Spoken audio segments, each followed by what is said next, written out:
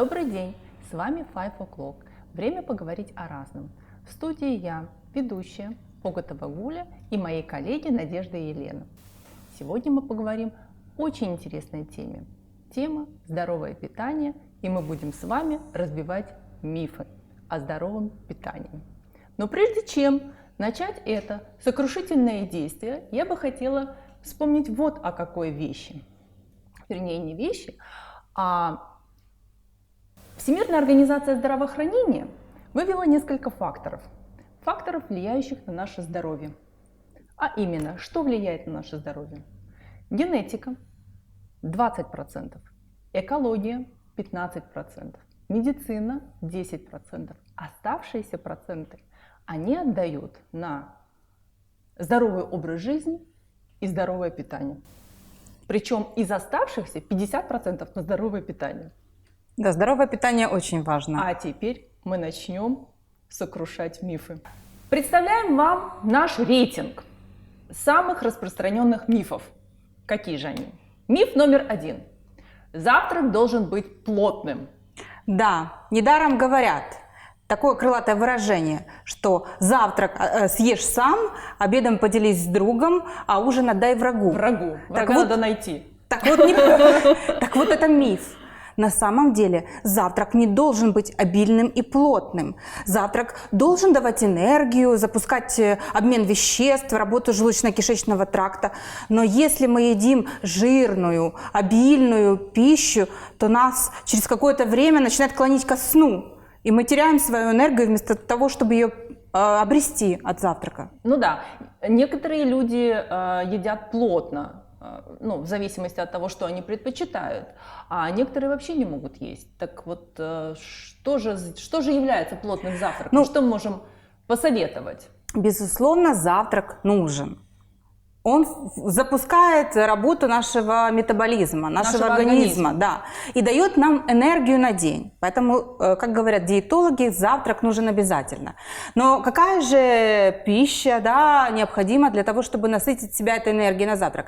Это в первую очередь каши, это овощные салаты и яйца. А почему? Каши – это очень сильный энергетический продукт. Они долго расщепляются в организме, да, долго работают и отдают эту энергию, которую мы впоследствии целый день, собственно говоря, используем. Да, каша – это длинные салатики углеводы. Хорошо, что делают? Тоже способствуют пищеварению. Включают и прочищают. Да. Хорошо. Яйца и фрукты. При этом фрукты разделяют на утренние, дневные и вечерние. Для утра диетологи рекомендуют не кислые фрукты, а мягкие и нежные, такие как, например, банан или печеное яблочко. А вот, например, грейпфрут рекомендуют есть уже во второй половине дня, когда наш желудок уже готов к этой кислоте и не так будет на нее реагировать. Вы знаете, Елена, я что-то вспомнила о завтраке в отелях. Да. На любой вкус и цвет. Хочешь каши, хочешь колбаски в основном, хочешь омлеты, традиционно английские завтраки. Что вы скажете по этому поводу? Так вот, колбаски или бекон жареный, или картошка фри с майонезом нельзя. Да, потому что после такого обильного и жирного завтрака, как правило, клонит ко сну и хочется спать. Тогда если говорить о яйцах, только что проговорили, что это очень полезно, а тут я слышу мысль о том, что жареное не совсем полезно. Тогда какие яйца выбрать на завтрак? Более нежный вариант – омлет или яичница-глазунья, но не жареное с беконом. Не жареное. Вообще, что касается жиров на завтрак, нужно их обходить.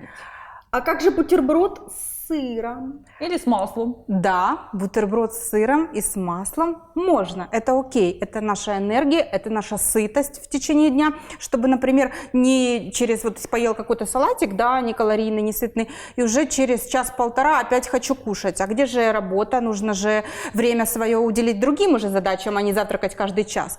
Поэтому да, хлеб с маслом на завтрак и с хорошим сыром тоже окей, вполне подходит. А есть рекомендации какие-то по выбору хлеба для этого бутерброда? Ну, как правило, диетологи, конечно же, рекомендуют обращать внимание на цельнозерновой хлеб. Цельнозерновой, И рекомендации по объему хлеба тоже достаточно серьезные. 2 кусочка в день – это та доза для человека, который хочет быть здоровым и следит за здоровым питанием. Так что же у нас идеальным завтраком является? Кстати, по поводу каш. Принято в Англии, да, английский завтрак – это овсянка сыр.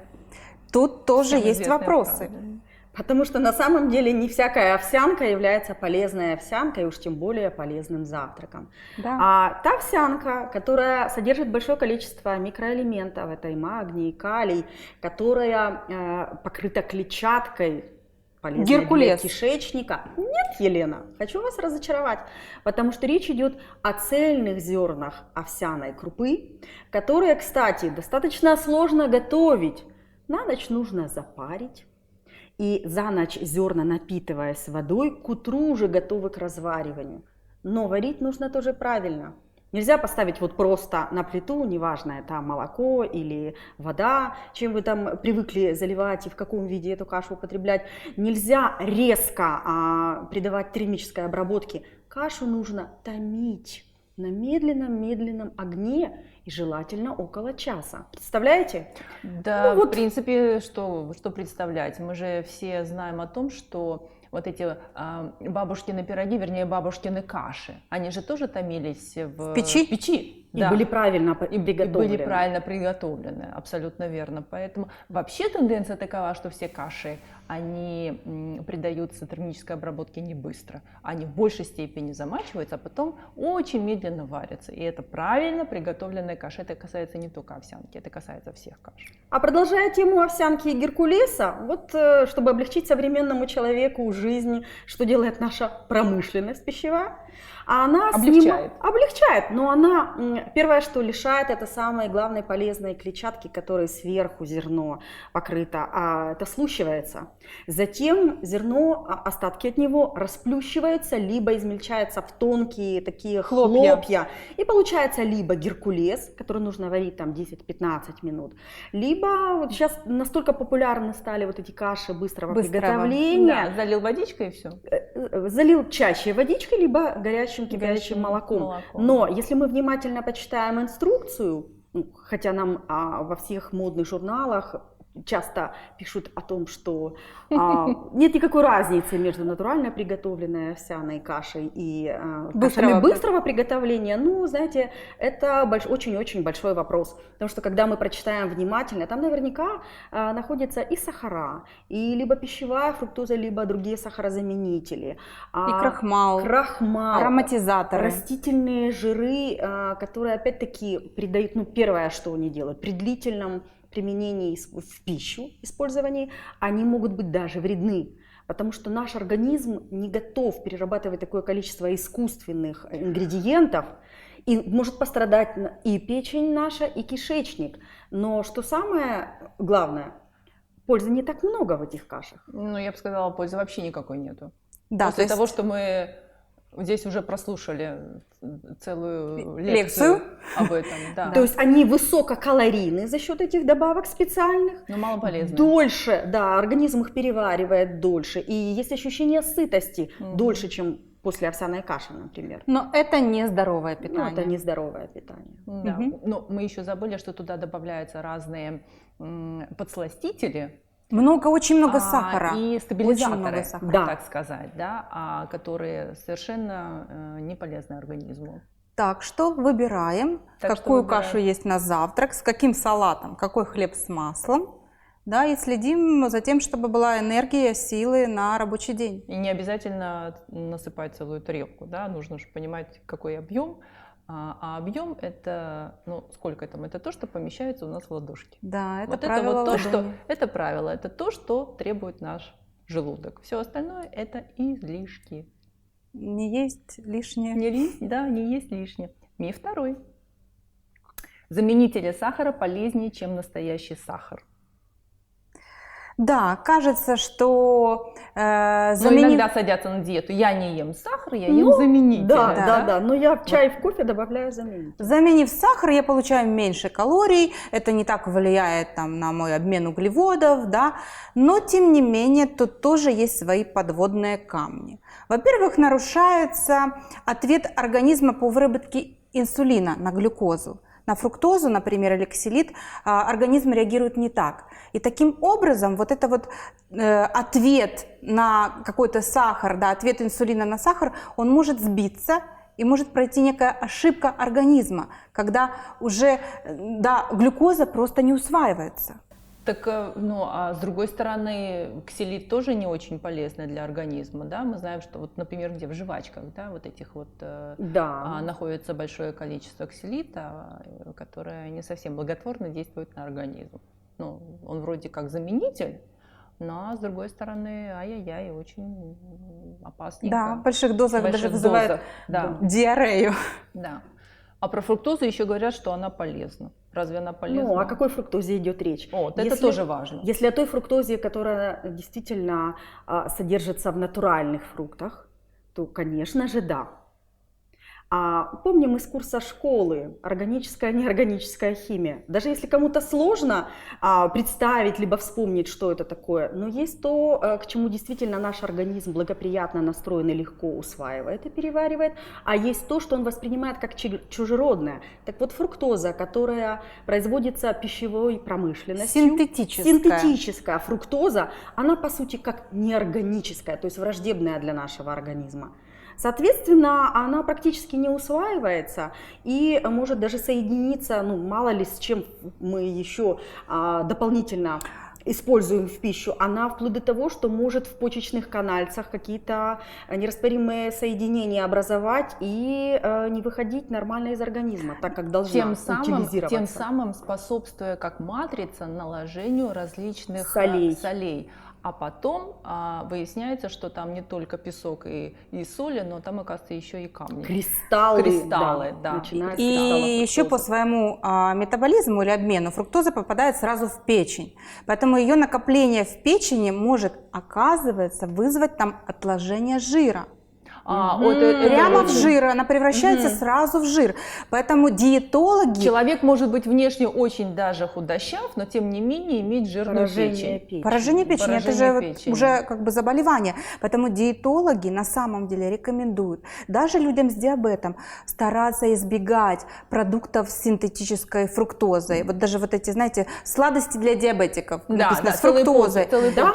Да, или, например, моя мама, у нее диабет, стоит сахарница у нас на кухне с фруктозой, и она чай, кофе добавляет, я говорю: мама, пожалуйста, и сейчас прошу, мама, пожалуйста, не надо использовать синтетическую фруктозу, она не так полезна, как думаете.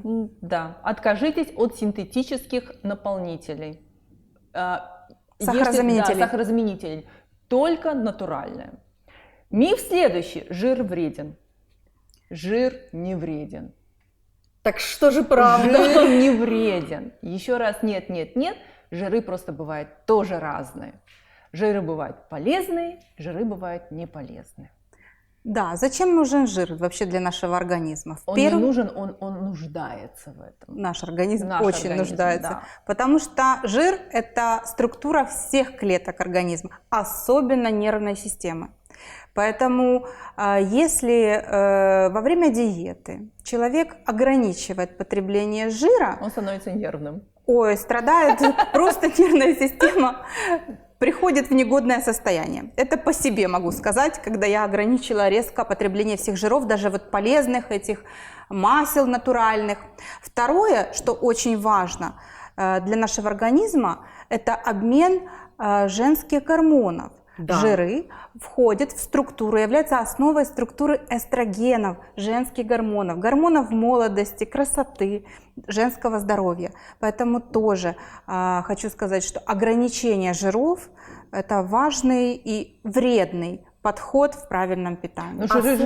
Особенно после 40 лет, когда у женщины функция выработки эстрогена замедляется. Это очень... Так мы говорим о том, что есть жиры не полезные, есть жиры полезные. А какие же это жиры, кто знает? Но я знаю, что Предпочитают полезные же растительные. Это оливковое масло, это масло авокадо, это Льняное масло сейчас популярно. Да. Или, например, очень полезные жирные сорта рыб. Да. Омега-3 кислоты. Омега-3 кислоты. Да, вы сейчас говорите о ненасыщенных жирах. Да. Да, к которым относятся вот эти Я говорю, понятно для телезрителей. Ненасыщенные. Они, конечно, являются очень важными для нашего организма, особенно вот эти омега-3 ненасыщенные жирные кислоты. Но при этом есть другой вид жиров. Это насыщенные, которые твердые. Например, масло сливочное, сыр или, например, тропические масла, пальмовое масло или тростниковое масло. А Ну, пальмовое сейчас масло? много говорят о том, что пальмовое Да, масло сейчас очень добавляют вредно, очень во все вредно. практически продукты питания, и я знаю даже о том, что вышел какой-то, либо уже утвержден какой-то приказ, закон да. о том, что запрещено использовать пальмовое масло. Ну, опять же, все зависит от дозы. Если, например, кокосовое масло, наоборот, используют, это тоже вид пальмового масла, кокосовое масло. Оно тоже, Да. в принципе, может быть твердым, да, вот в таких баночках оно, или масло какао. Да. Это те же насыщенные жиры, которые очень полезны для нашего организма, поэтому использовать их нужно, только смотря в какой дозе, да, и в каком объеме. И даже вот молочные жиры, тоже сливочное масло, оно нужно для нашего организма, потому что содержит много витаминов и вот является, да, предшественником даже витамина D. Структура такая же. Да, но мы должны еще сказать о том, что полностью ограничивать себя от этих жиров тоже не стоит, но просто нужно умеренно подходить к дозировкам, к количествам поедаемых жиров. Кстати, я вспомнила о том, что есть же жирорастворимые витамины. Это очень хорошая, да. Е, Д. Просто, да, если мы говорим о биологии, то мы говорим о том, что без жира у нас многие питательные вещества не усваиваются. Мы потом начинаем думать, почему у нас ломкие волосы, вернее, выпадают волосы, Сухая кожа, ногти и всякое. И страдает женское здоровье. Да, а оказывается всего-навсего, как правило, это и наблюдается тогда, когда дамочки садятся на диету, и первое, что они исключают, жиры. Все причем повально, ничего не ем, никаких масел, мне ничего не надо, и начинается, да? Начинается эта проблематика. Поэтому жиры нужны, да? Да, Жиры нужны. согласна. В умеренных количествах. В умеренных количествах. И правильные жиры. И правильные жиры. Правильно. Миф 4. Мясной бульон полезен при простудных заболеваниях и других болезней. Ну, не знаю, есть ли люди, которые не помнят, как и мама в детстве во время простуды варила куриный бульончик. Ну, от этого, наверное, и возник этот миф. Когда ты болеешь, тебе дают какой-то бульончик куриный. Для того, чтобы насытить организм, когда он отказывается от еды, да, когда температура, действительно о еде думаешь в последнюю очередь, а вот чтобы поддержать силы, считали, что из мяса, из курочки домашней. Да, домашней курочки, вот эти самые полезные вещества, наваристый бульончик поднимет ребеночка на ноги. Ну, даже вот не знаю. Может быть, когда-то 10, 20, 30 лет назад это и было так, когда курочки все вскармливались исключительно органическими продуктами. Да? А сейчас даже есть большие сомнения, покупая курицу на рынке, то, что ее кормили действительно какими-то натуральными кормами, а не знаю, что сейчас добавляют. Пичкали антибиотики, корма и антибиотики, чтобы они не болели. И гормонами для того, чтобы они быстрее набирали массу. Поэтому на сегодняшний день рекомендуется, когда вы варите бульон, сливать именно его первую часть, которая закипела. Это сливается самые неблагоприятные, ненужные, вредные вещества, чтобы они не попали в наш организм. Но вообще, на самом деле, рекомендуется все-таки бульоны делать либо на органической курятине или мясе, либо уже тогда овощные. Овощные бульоны очень полезны. Но на Западе они известны как супа-пюре. Из брокколи делают, из разной капусточки, тыквы, да, цветная капуста. Это сезонность, в зависимости от того, какой сезон пришел. Вот такой вот бульончик и крем-суп делают. Поэтому очень, очень рекомендуют и очень вкусненько. Даже диетологи рекомендуют соединять овощной бульон и отдельно отварить мяско, Да, и Прикуску. его соединить уже в супчике отваренное мясо без бульона мясного. То есть это считается более полезное и действительно правильное питание. Какое-то раздельное. Ну, отдельно сварили, Отдельно потом сварили, соединили. отдельно И сытно, соединили. и вкусно, Да. и полезно. Миф 5. Обезжиренные молочные продукты хороши для похудения. Правда ли это? Ой, а из чего их делают? Давайте мы задумаемся. Особенно популярны вот эти кефирчики однопроцентные. Уже, Или по-моему, нулевочка. нулевые, да. Кто уже об этом не говорил, что это такое? Каждая девушка, которая садится на диету, либо считает, что она следит за своей фигурой и здоровьем, она так даже демонстративно может ставить на столик, вот там, где кефир, либо молочко, уже есть молоко, кстати, 0%, да, не задумываясь над тем, что это не так просто сделать напиток, который по своей природе содержит определенное количество жиров, и он проходит такое количество фильтраций, когда вместе с жиром уходят и другие полезные вещества, а для того, чтобы этот баланс соблюсти, что только туда, извините, не добавляют. Да. Даже не так. По технологии вот эти все обезжиренные молочные продукты делают из сухого молока. И только На больших заводах. Да, и только потом добавляют сливок, если нужно добавить немного жирности. Например, там Или- творожок 4-5%, вот соединили отдельно сливки, отдельно белковая часть, которая из сухого молока, или же добавляют растительные жиры. Пальмовое масло, Да. о котором мы только что говорили. Вот этот сыр, который light, низкого процента жирности, он, как правило, может содержать растительные жиры. То есть это даже не, в принципе, молочный продукт. То есть фактически ты как бы хочешь похудеть и не ешь жиры, а практически ты их наоборот получаешь. Но не те, которые нужны. Даже не те, которые неправильные. нужны. Да. И оно не сытно. Все равно наше тело, наш организм требует вот этих молочных жиров. И потом догоняется чем-то другим. Например, там, картошкой фри ночью у холодильника. Ой-ой-ой. Осторожно. Так, хорошо. Поэтому мы все-таки рекомендуем что? Мы рекомендуем, если покупать молочные продукты, то все-таки большой процент жирности брать. Но просто следить за количеством съеденного или выпитого, просто уменьшить дозу. Замечательно.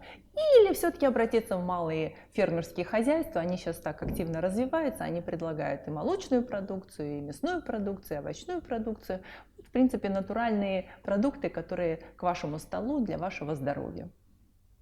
Свежевыжатые соки, миф 6. Свежевыжатые соки полезны, как и свежие плоды. Но соки все любят. Да, но особенно соки фреши. Ну, мы об этом и говорим. Ну, на самом деле фреш – это агрессивная среда, содержащая кислоты и сахара из фруктов и абсолютно лишена необходимой клетчатки. То есть вот эта мякоть, которая есть в фруктах, в ягодах, не попадает она в не организм. попадает, а это как жмых вот такой вычленяется. Мы его выбрасываем. Не мы его, те, кто делает эти фреш, они его выбрасывают. И получается, самую важную часть они, собственно говоря, экстрагируют от нас. Поэтому во всех плодах, фруктах важна что? Корочка.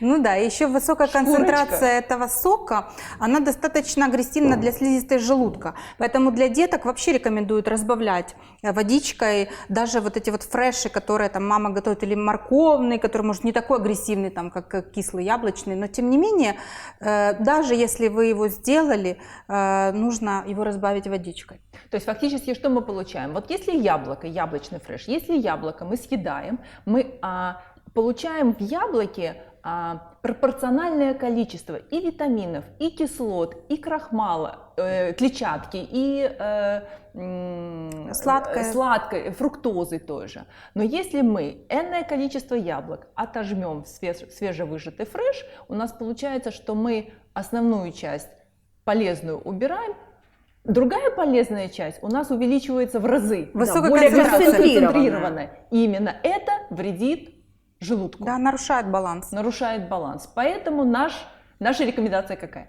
Наша рекомендация: соки неплохо, но все-таки ими не надо злоупотреблять. Да, в пользу цельного В продукта. пользу цельного Фрукт. продукта. Лучше съесть 2 яблока, чем выпить сок из 3-4 яблок. Совершенно Да? верно. И я так поняла, что тогда соки фреш лучше во второй половине дня.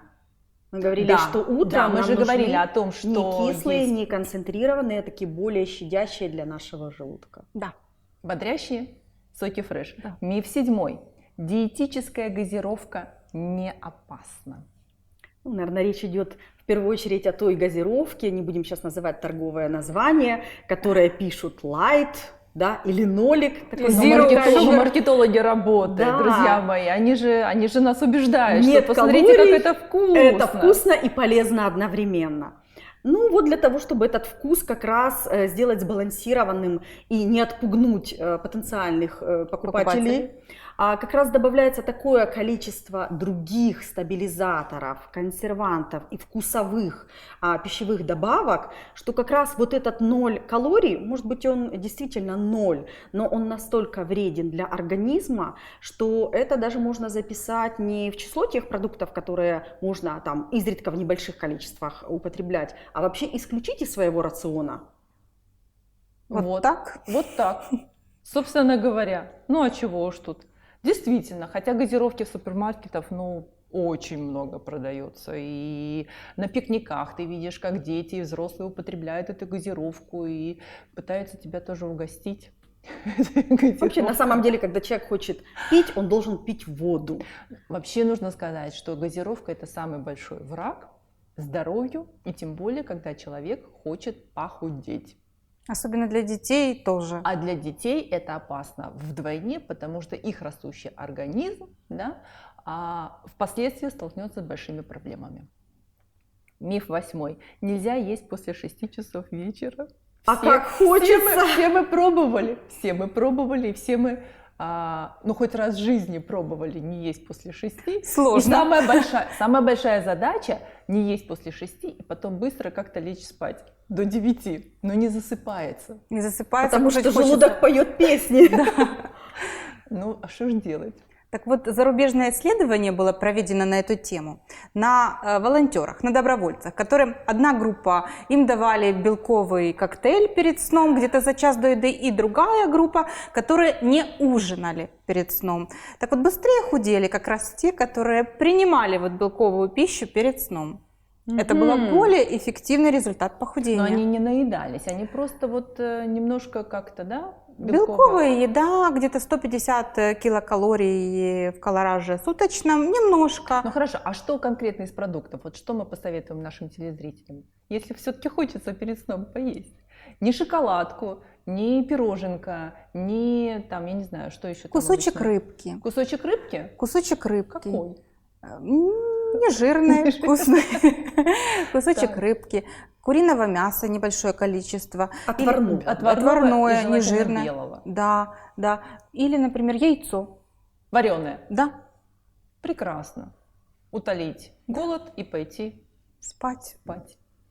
Ну какие прекрасные советы мы Принимается? сегодня... Принимается. Какие мы мифы сегодня разбили, друзья мои.